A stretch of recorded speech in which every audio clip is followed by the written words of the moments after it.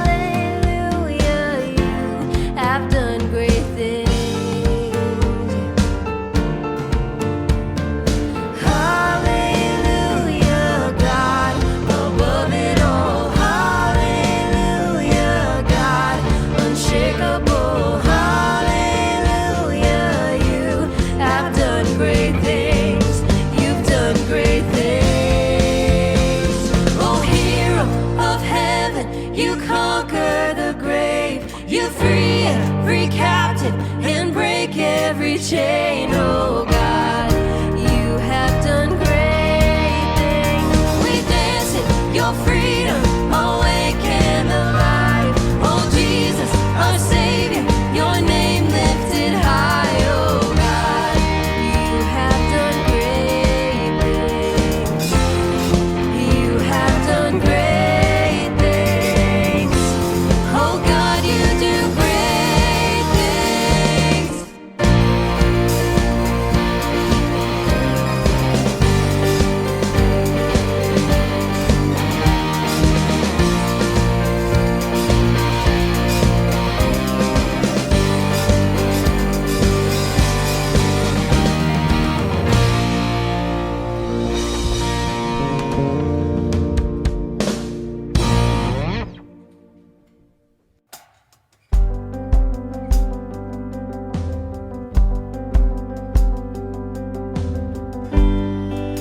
Worthy of every song we could ever sing,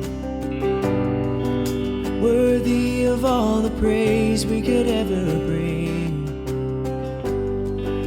worthy of every breath we could ever breathe. We live for you, we live for you.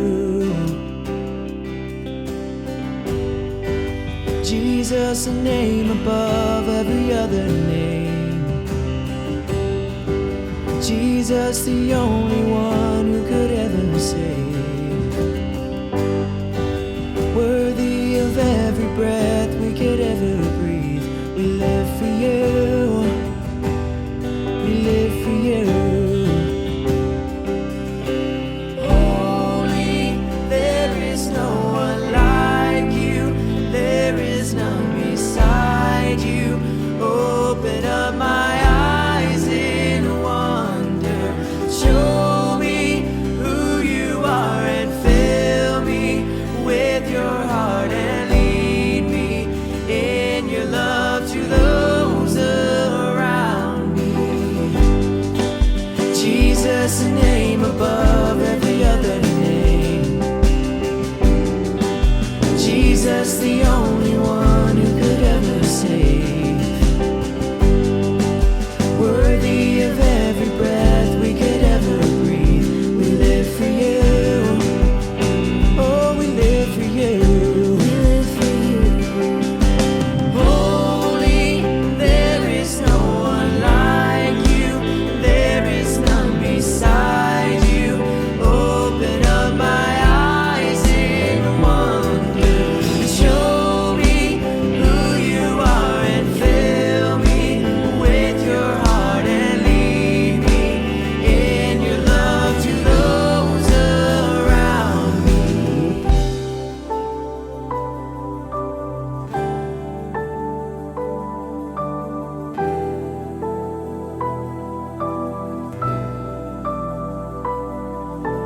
I will build my life upon your love. It is a firm foundation, and I will put my trust in you alone, and I will not be shaken, and I will build my life upon your love. It is a firm foundation, and I will put my trust in you alone, and I will not be shaken. Holy, there is no one like you. There is none beside you. Open up my eyes in wonder. Show me who you are and fill me with your heart and lead me in your love to those around me. And I will build my life upon your love. It is a firm foundation, and I will put my trust in you alone, and I will not be shaken.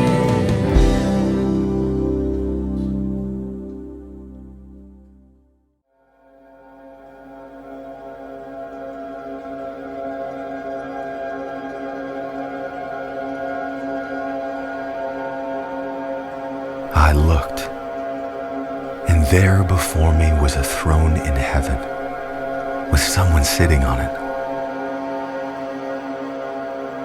From the throne came flashes of lightning, rumblings, and peals of thunder. Before the throne there was a sea of glass, like crystal. Then I saw on the right hand of him who sat on the throne a scroll with writing on both sides and sealed with 7 seals. And I saw a mighty angel proclaiming in a loud voice, "Who is worthy to break the seals and open the scroll?" But no one in heaven or on earth or under the earth could open the scroll or even look inside it. I wept and wept because no one was found who was worthy to open the scroll. Then one of the elders said to me, "Do not weep. See, the Lion of the tribe of Judah, the root of David, has triumphed. He is able to open the scroll and its 7 seals. Then I saw a lamb, looking as if it had been slain, standing at the center of the throne, encircled by the 4 living creatures and the elders. He went and took the scroll from the right hand of him who sat on the throne. And when he had taken it, the 4 living creatures and the 24 elders fell down before the Lamb. And they sang a new song, saying, "You are worthy to take the scroll and to open its seals, because you were slain. And with your blood you purchased for God persons from every tribe and language and people and nation. You have made them to be a kingdom of priests for our God, and they will reign on the earth." Then I looked and heard the voice of millions of angels. They encircled the throne and the living creatures and the elders, and they sang in a mighty chorus, "Worthy is the Lamb who was slain to receive power and wealth and wisdom and strength and honor and glory and praise." And I heard every creature in heaven and on earth and under the earth and in the sea and all that is in them, saying, "To him who sits on the throne and to the Lamb be praise and honor and glory and power forever and ever."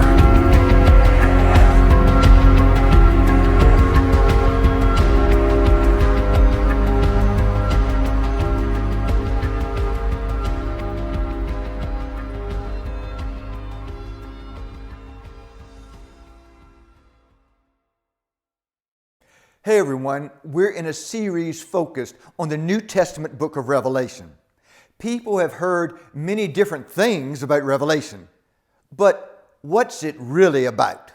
Let's dive in and explore what God wants us to understand from reading Revelation. We've already talked about how the author, John, wrote Revelation to Christ followers in 7 churches to affirm them when they were faithful to God, and to confront and challenge them when they were being unfaithful. Revelation both offers words of hope and encouragement in times of turmoil and trial, as well as words of warning that all the universe will ultimately come under the judgment of God. Revelation reveals that God loves us, guides us, comforts us, and also that God will not allow evil, sin, and selfishness to prevail. Chapter 4 begins with John experiencing an otherworldly journey. He writes, "After this, I looked, and there was a door that had been opened in heaven. The first voice that I had heard, which sounded like a trumpet, said to me, 'Come up here, and I will show you what must take place after this.' At once, I was in a spirit-inspired trance, and I saw a throne in heaven, and someone was seated on the throne." In the vision of the heavenly throne room, John is invited by the risen Christ to come up so that he might see the unfolding of God's intention for the world. The original hearers of Revelation in the churches to whom John wrote would have known what he was referring to when speaking of someone seated on the throne. The Roman emperor who oppressed and used violence against them might sit on an earthly throne in Rome. But the Roman emperor's throne is no match for the heavenly throne of the God who rules over the universe. John seeks to reassure that in spite of the calamities that may come their way, followers of Jesus are not to become anxious, worried, afraid. Political leaders may think they are in power and in control, but the Lord God, who is the one who truly holds power over all creation, is the one who is really in charge. One of the purposes of the book of Revelation is to provide hearers with a different way of understanding reality, with an alternative worldview. In those times, when Christians experience rejection, intimidation, antagonism, outright hostility, their belief in God may be undermined, and they may question if God is even real. Things may appear hopeless. God may seem absent. Evil may appear to be winning. Yet, even though chaos and confusion may seem rampant, the God who is on His heavenly throne ultimately rules. God will triumph in the end. Injustice, violence, the selfish use of power will not win out. John is saying followers of Jesus must choose before whose throne they will bow. Will they bow down and worship the political powers of the world? Or will they bow down and worship the Creator God of this universe, whose power is not temporal but eternal? John's description of the heavenly throne room draws heavily from Ezekiel's vision in the Old Testament. John offers images of precious stones as a way of describing the brilliance and splendor of God. The entire throne room depiction is meant to overwhelm with awe, to produce in the hearer a sense of wonder, majesty, and mysteriousness of God. John speaks of the 24 elders. These 24 elders are usually thought symbolically to represent the 12 sons of Jacob, who represent the 12 tribes of Israel of the Old Testament. And the other 12 are usually thought to be the 12 apostles, who represent the totality of the church of the New Testament. Altogether, they represent all the redeemed people of God who worship God, all the faithful from all of God's people from all ages who are in the very presence of God. The 7 torches of fire symbolically represent God's Holy Spirit, who dwells in those who have been faithful in the struggle against evil. This vision to John is a way of saying that all of the people of God are to worship the Lord in heaven and not any political leader on earth. The reason God is to be worshiped is because God is the creator of all things. Roman emperors in that time and political leaders in our time may think they are sovereign, but they are not. This is God's world. All true power belongs to God. As the Alpha and Omega, God holds together creation from its beginning until the second coming of Christ. So, what are we today to discover as a church from this vision Christ gave to John? It is that for followers of Jesus, worship is not optional. Being a community of faith means being a worshiping community. It's an essential purpose of the church. Worship is meant to transport the worshiper into the very presence of God. There are various ways to worship the majestic, wondrous God who is on His throne. Worship may take place through music and singing. And John quotes hymns in the book of Revelation as evidence for this. Worship may take place through clapping. Psalm 47:1 declares, "Clap your hands, all of you. Raise your voices joyfully and loudly. Give honor for the true God of the universe." Clapping may be an act of worshiping God. But be clear, in genuine worship, clapping is never for the artists or about the artists who lead in worship. Clapping is always to be an expression of praise for God and to God alone. Clapping in worship is to honor God, not human beings. Let's not be confused about that. Worship is to express the full range of human emotions and praise to God. Followers of Jesus are to worship God privately in their own individual lives. But it's crucial for Christians to gather together as God's people in public corporate worship. It is a public witness to the world that the church will have no other gods than the one true God, who Revelation says is alone worthy of worship. Revelation reveals that worship is a political act. Who you worship reveals your ultimate allegiance, where your true loyalty lies, where your first priority lies. In the churches to whom Revelation was written, there was the temptation to worship gods other than the one true God, including the political leader of Rome, the emperor. In our time, there are similar temptations to worship gods other than the one true God. There is the temptation to worship politics and political leaders.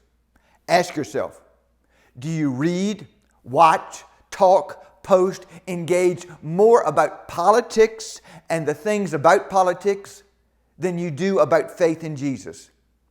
Is that where your true loyalty, your first priority lies? There is the temptation to worship sports. Ask yourself, do you read, watch, talk, post, engage more about sports and things about sports than you do about faith in Jesus? Is that where your true loyalty, your first priority lies? There is the temptation to worship music and entertainment. Ask yourself, do you read, watch, talk, post, engage more about music and entertainment than you do about faith in Jesus? Is that where your true loyalty, your first priority lies? Do you get more excited about political or sporting or music and entertainment activities than you do worshiping the Lord? In John's vision, the risen Christ confronts and challenges us whenever we pay greater allegiance to politics or sports or music or entertainment or any other things than we do Jesus. And we show where our true loyalty lies, where our first allegiance lies, where our real priorities lie by the way we spend our time and energy, by to what we give our attention and our finances. The book of Revelation reveals that God alone is worthy of our worship. In chapter 5, John says he saw in his vision a scroll that had been sealed with 7 seals in the right hand of the one seated upon the throne. The 7 seals symbolized the security of the scroll. The scroll could not be opened accidentally. Its authenticity was guaranteed. Its contents were kept secret. But who would be able to open the scroll?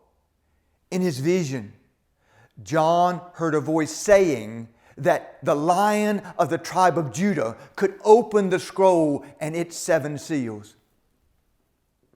Then, in between the throne and the 4 living creatures and among the elders, I saw a lamb standing as if it had been slain. It had 7 horns and 7 eyes, which are God's 7 spirits sent out into the whole earth. John hears that the Lion of the tribe of Judah will open the seals to reveal the scroll's mysteries. But get this, when he turns to see the lion, he sees a lamb instead. Not everything is as it appears. The purposes of God are not accomplished by earthly political power, but through the power of sacrificial love, whose power is greater than death itself. The Lamb is no helpless victim.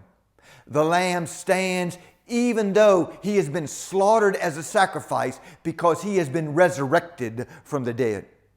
In his vision, John sees things as they truly are. The Lamb King has 7 horns and 7 eyes, signifying the perfect power and perfect sight he possesses to rule the world. For the hearers of Revelation, though they face persecution, social ostracism, ridiculed, they are assured that God sees them in their hurt and his power will ultimately prevail. The death of Jesus, the Lamb, frees people from the bondage of sin and will ultimately overcome the powers of evil. The theological term for the belief that God ultimately is in charge of the universe is providence. Understanding God's providence can be a source of deep comfort and strength. It assures us that the God who created, sustains, and guides the world will ultimately bring it to completion. In spite of all the confusion and chaos and upset in the world, we are not alone. God is at work in ways that may be unseen at the present time, but are undoubtedly real. The result is that by faith, followers of Jesus deep down may have an unyielding certainty that ultimately everything is going to be all right. Say the end of that with me. Ultimately, everything is going to be all right. Okay, let's be honest. Is that still a viable belief in our world today? Can people today claim with integrity that God is at work in the world and that ultimately everything is going to be all right? The hearers of John's visions and Revelation may have struggled with this idea as they endured hardship after hardship. And there are those today who may struggle with it too. Parents who have recently buried their child that was killed by a drunk driver. Families who have been torn apart by charges of sexual abuse. Siblings who are suicidal because of mental health challenges. Co-workers who are emotionally distraught because they have a family member who is in jail due to drugs. Friends who are struggling to cope with caring for a spouse who is progressively debilitated by Alzheimer's.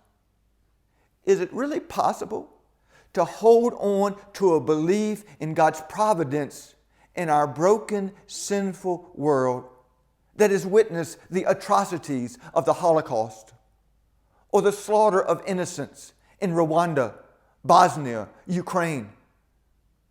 Doesn't God seem absent at times? Do you struggle with that? Do you need to hear the message of Revelation that God is on God's throne? That God will ultimately win out even though life is filled with difficulties now?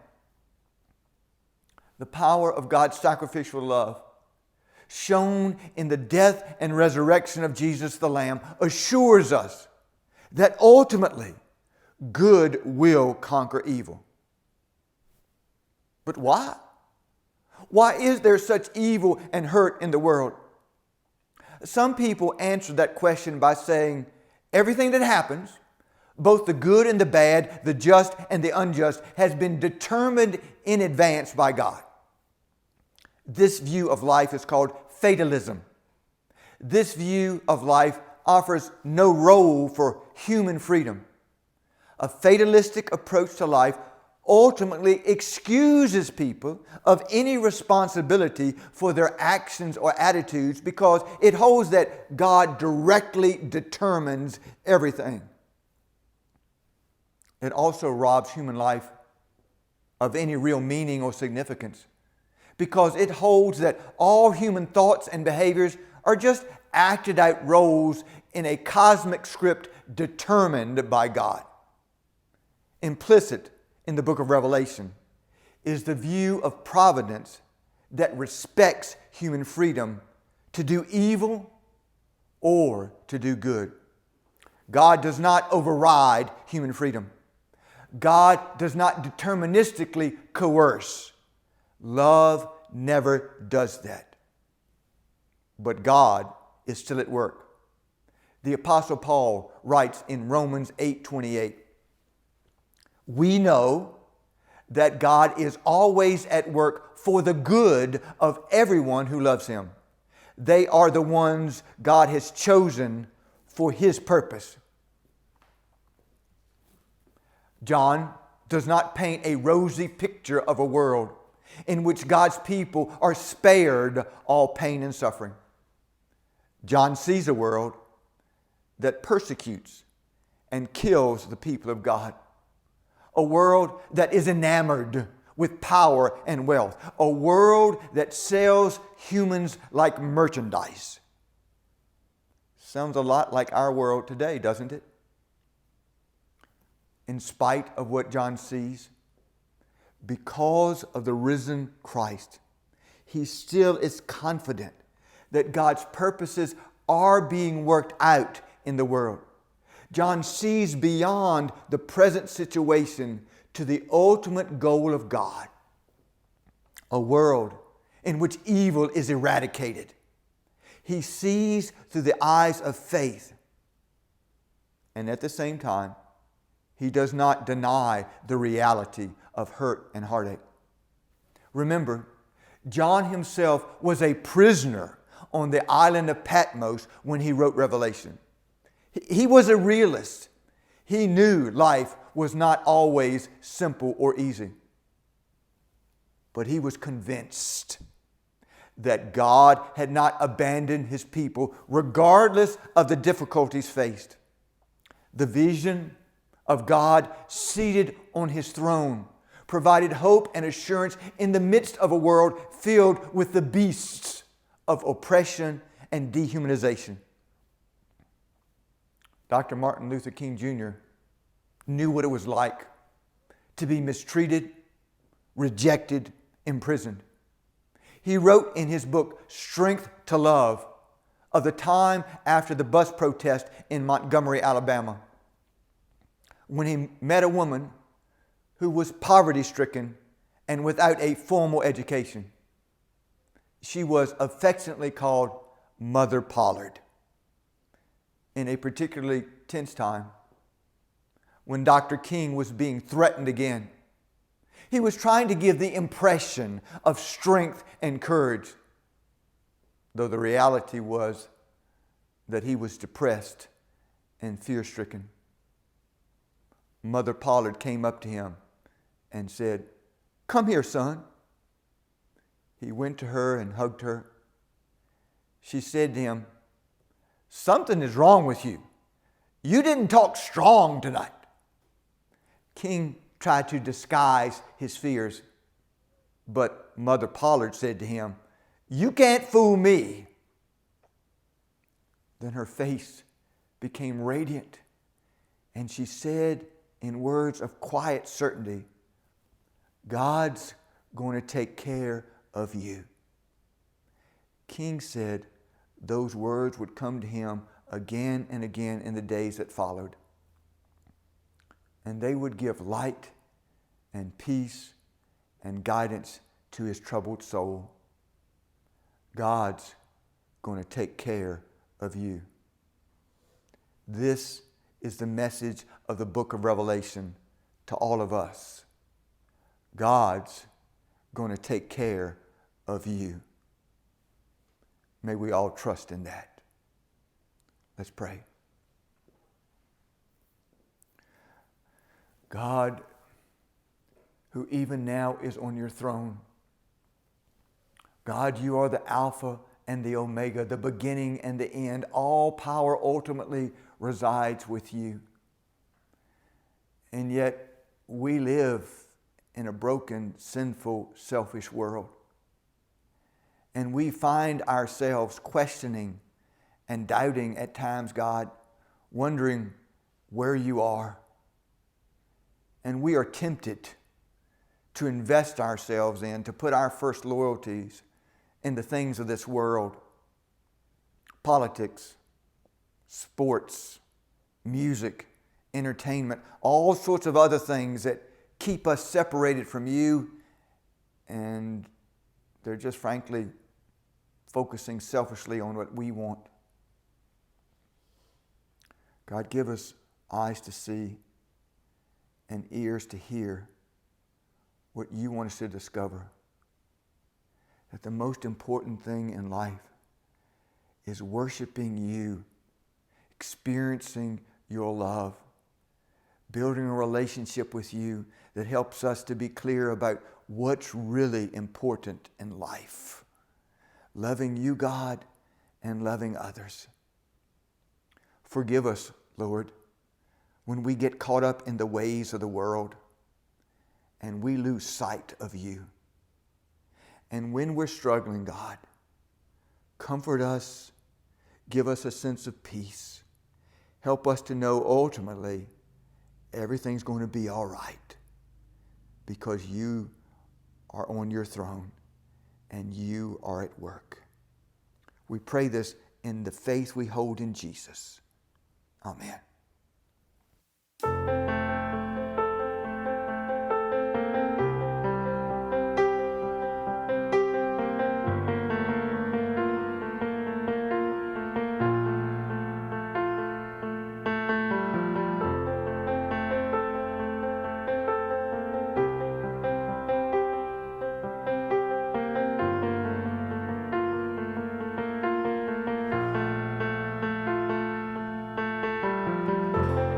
Here is where I lay it down, every burden, every crown.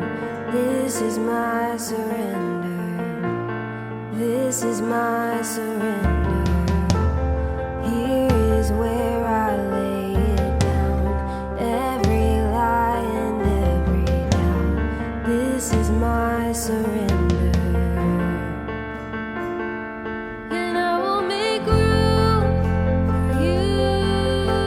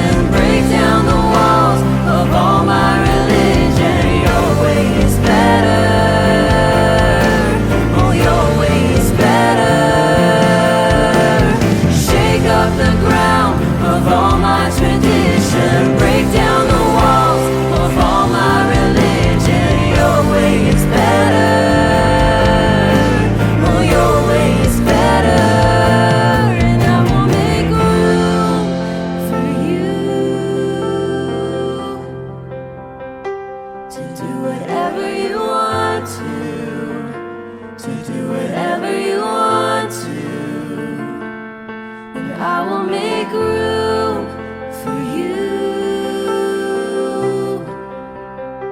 to do whatever you want to do whatever you want to. Here is where I lay it down. You are all I'm chasing now. This is my surrender. This is my surrender. Here is where I lay it down. You are all I'm chasing now. This is my surrender. This is my surrender.